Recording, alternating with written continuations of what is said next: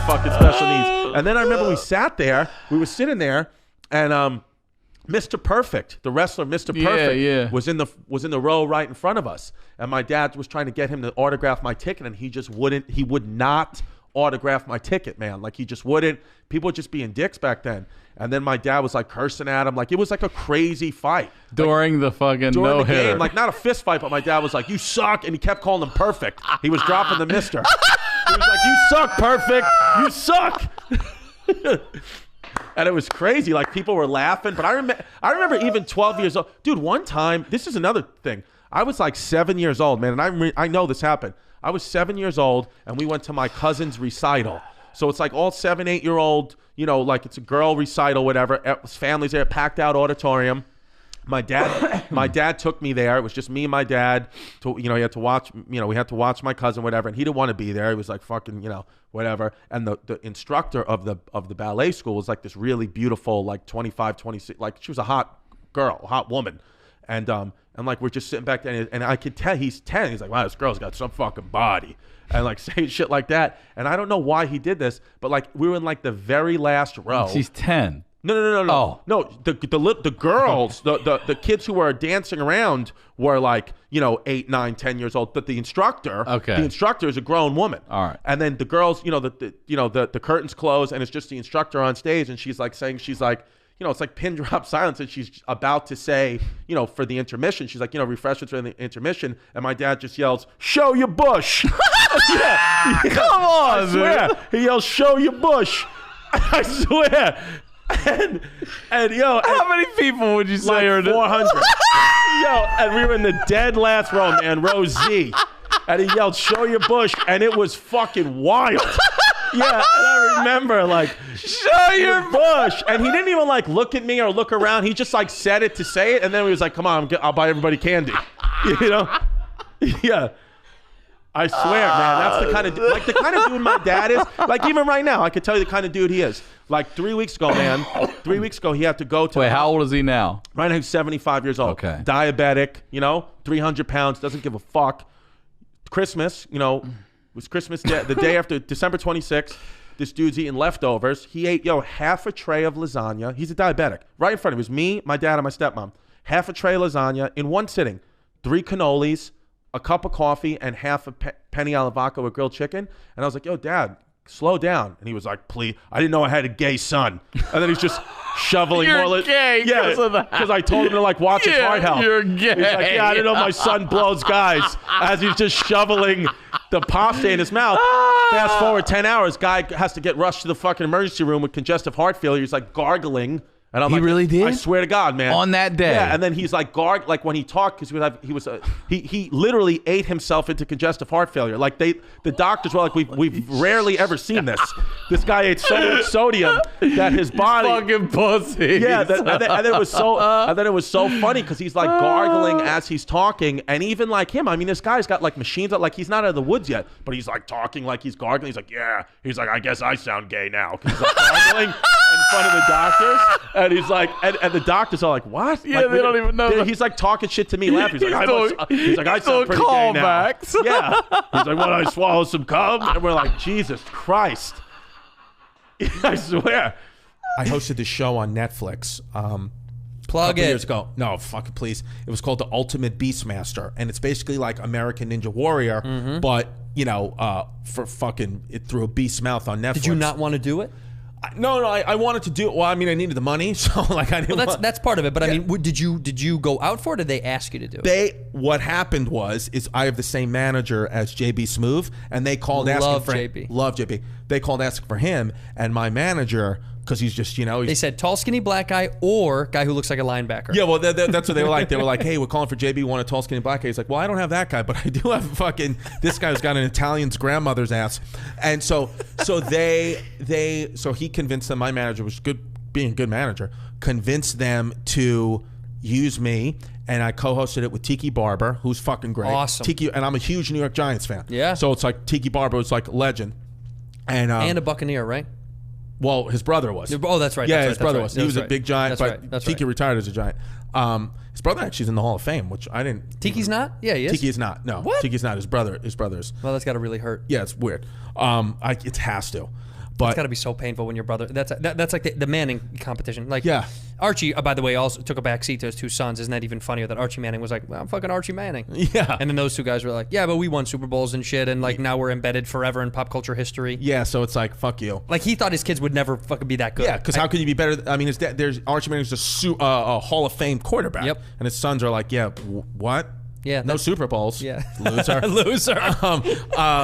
So anyway, I do this show. We filmed it in like April or May of 2016, so a couple of months before Trump gets elected. And Netflix approved all the jokes. They basically, it was an international competition.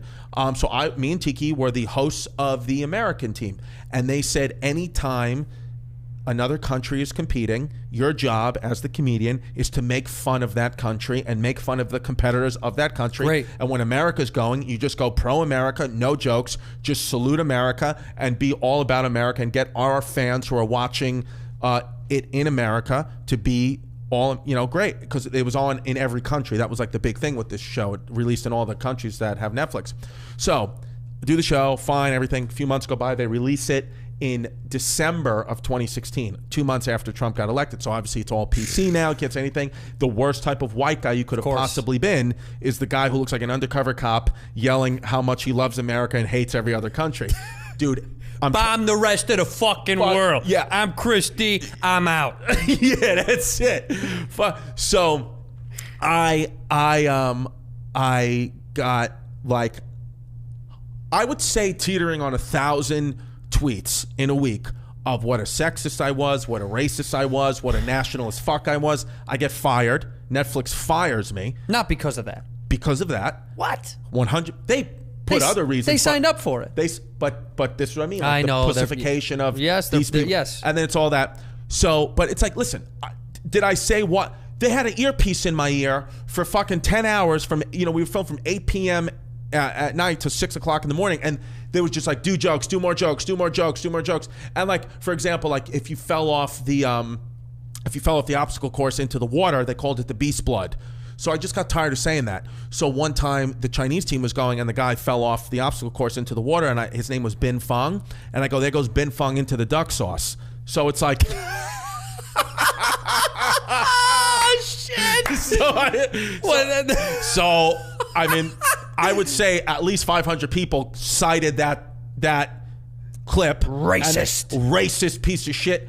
The kicker of it all is Bin Feng probably loved it. Loved it. Of course he did. He retweeted it. Of course he fucking did. Bin Feng thought it was hysterical. He's very much like... I love showbiz advice from a dad. That's the thing. No, yeah, I said... Non-show business dad's advice my are the dad, best. 73, 74 years old, diabetic, heart condition, lives in, New York. Now he just moved to Florida, the next epicenter. He's just following it. He goes, never smoked or drank a day in his life. Pandemic hits March. It's like April 1st. Nobody's supposed to see their elderly grandparents. He's like, I want to come see the baby, my daughter. He's like, I got to come see the baby. I can't fucking sit here anymore. I'm like, yeah, but you got to understand, like, you can't, like, you're, old age, like you have every condition that they say is going to kill you, you have them all. He's like, don't worry about it. I'm coming. I'm going to get on the bus. I was like, Dad, let me at least come. Yeah, I was like, let me at least come get you. He's like, I'm getting on the fucking bus. So he gets on the bus, shows up. He's got a mask on around his ear, right? I'll never forget. It was around his left ear. He's just got it hanging. I'm like, did you take the bus like that? He's like, yeah, you got to have a mask on your person. That's what de Blasio said, the mayor. I go, but it has to be across your face. I was like, Dad, it has to be across your face. Yeah. And then he goes to me, oh, I'm sorry. I thought June was Pride Month. I didn't know I had a gay son. And then I'm like, okay. And then he goes into my backyard and lights up a cigar. And I was like, what are you doing? Like, you haven't drank or smoked anything. And he was like, let me fucking tell you one thing here, Chrissy. He goes, nothing Chinese is ever going to take me down. He goes, my veins are red, white, and blue. And he lights up the cigar, I swear, and just starts coughing like an idiot. And I'm like, Dad, whatever. He's not even a smoker. He doesn't care. Then he didn't even tell me then. I just call him one day, July 5th. I'm like, hey, you want to hang, just had a barbecue. By then, I'm like, we just had a barbecue in my house. I was like, you want to come by? We got some leftover food. He's like, oh, I'm in Tampa, Florida. I was like, what do you mean you're in Tampa, Florida? He goes, I moved here. I was like, just drops it on you? What? He's like, yeah, me and your stepmother moved here. I remember one time my mom was dating this guy, and then I was 15 years old. My mom was dating this guy, and he dumped her and cheated on her and started dating the woman who lived directly across the street from our house.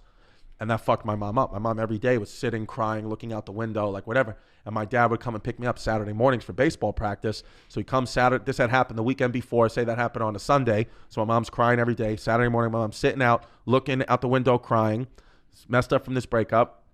And my dad comes into my room. I guess he had said hello to my mom. And he comes into my room and goes, "What's the situation? What's your mother crying for?" She's out there. And then it was funny because he was going back to school to get his GED.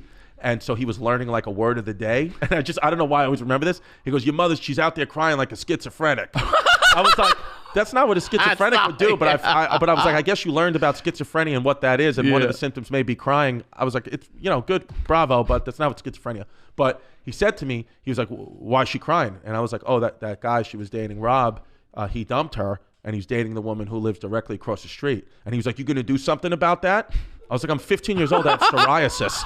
Like I was that kid. I was like that 15-year-old like nerdy kid. I was like, I break out in rashes when I have too much, when I think there's a ghost in the house. I'm not going to beat up a grown man. So my dad, this is true. So my dad is like, I'll be right back. I'm going to get us bagels. Don't come outside. Don't come outside. I swear that's what he said. And I was like, okay, well now I'm definitely coming outside. So my dad goes across the street, rings the bell, gets this guy Rob out of the house. Goodfellas. Bro, that's exactly what it felt like. Yo, beats the shit out of this guy. I swear, beats the shit out of this guy. I think you told us on the crab feast. And he beats the shit out of this guy. And like we were right outside, my mother screaming like, "You're gonna kill him! Stop!" And he's like beating the shit out of him. And then he comes across the street, and I'm sitting there like terrified. He's like, "That was your job." I was like, "What? I'm 15." Yeah, man. No, this is great whiskey. This Holy is good, shit. right? This is really good. Yeah. The Joseph Magnus, dude. I swear to God, I'm the type of kid where I don't really, I booze a little bit. I have a few brews, like what, all my boys, like you grew up in Chicago, I grew up in New York. It's the same type of thing, just different accents, different teams. We grew up the same way. If I have one more, like half of these, and you gave me a Claritin D, if I have alcohol and an antihistamine, I swear to God, dude, I'll suck your dick. Right now, you go gay with booze. If you gave me a fucking Benadryl and another glass of whiskey, I swear to God, you're going to be knocking your cock off my uvula by the end of this podcast, and that's 100% a truth. Did you have your tonsils removed? No, I didn't, but I have to get them. Actually, you got it. Well, then I'll help that out. I'll push them down a little bit further. I'm beginning. First of all, every time I go down on a girl, every time, Andrew, I get a sore throat. 100% of the time. Oh, because your tonsils are still there. Well, easily infected. It got to the point where the ENT, ear, nose, and throat doctor, I just said to him. I mean, there was a female. His assistant was a female, smoking hot girl. I was going in there to get my sinuses looked at, and I said, look, I know this has nothing to do with my sinuses, but every time I go down on a girl, every time I'm giving oral sex to a woman, I get a sore throat. It's not like it's the same girl who could have a dirty pussy. I'm talking about every girl. Tens of thousands of women. Tens of thousands of women. Yeah, no a ton cocks. of girls. No cocks, I swear, no. no cocks. Every time I get a sore throat. And then he looked at my tonsils and he said, well, your tonsils are so big right now that the bacteria that is on a very clean girl's vagina gets stuck on your tonsils and manifests into strep throat or some type of other infection. You're like a petri dish. Exactly. Does your dad, is he in your daughter's life? Big time. Oh yeah, my dad's big time. So is he a good grandfather? Oh, he's a great grandfather. Yeah. I mean, the day my daughter was born, May 19th, the day my daughter was born, she's in there, my kid's mom is like in labor, like legs up and everything, and it's just my mom, her mom, and me. Whatever. My dad just comes busting in. I'll never forget. I swear to God, dude, comes busting in the New York Post, and he goes, Yankees got fucking rocked last night. We got to trade Sabathia. I swear to God. And I'm like, what? Like, literally, she's crowning. And she's like, and I know my kid's mom was like, get out. Like, she was like screaming at my dad, rightfully so. And he's like, whoa, whoa, whoa, what the fuck? And then I'm like, Dad, what the hell? Like, and then the baby, I swear, baby comes out, I have my beautiful daughter, whatever. I, take a moment, go outside to my dad. We didn't have a gender reveal or anything like that. So we wanted to be surprised and whatever. So I'm like, it's a girl. And he goes, fuck. and I was like, that was his first word after his son told him the greatest news of his life. He goes, fuck. I swear to God. And I was like, what happened? And he goes, I owe your uncle $250 now.